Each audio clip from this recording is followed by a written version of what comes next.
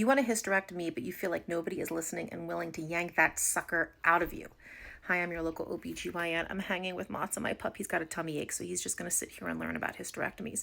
So I have a patient who recently has been through a few procedures with me. She's watching here. She knows I was going to make a video about her because I asked her and we talked about it, and it's all good. So she has terrible cycles.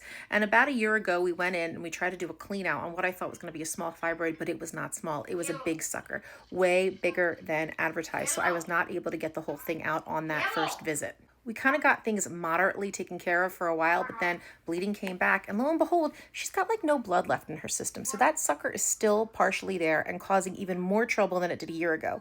So I did the responsible thing, which is not always the thing that people want to hear. They just want that thing out in a bucket, and I kind of want it out there too, but not with a hemoglobin of 7 at the start. So we went in, we did a clean out, we sampled that thing again. I think I got most of it and hopefully got control of her bleeding. So now we know two things. Number one, there's nothing dangerous in there. Number two, we are stabilizing the bleeding and hopefully filling her blood bank back up in her body so that she is optimized before going into a major surgery. Because even though insurances like to claim that hysterectomies are bupkis, it's still a big deal surgery, and you want the best chances of having the easiest healing, which also means you don't want to start super duper anemic. So for her, it has been a little bit of a winding road, okay, because we thought we were going to be able to do this minimally invasive with just carving out that fibroid. It is the most stubborn fibroid. And now we get to this point where if we are not at a place of bleeding that gets her blood counts to be somewhat normal, I'm hoping to at least bridge her there long enough to get her a hysterectomy where she's not in danger of significant anemia going into major surgery. So people are listening.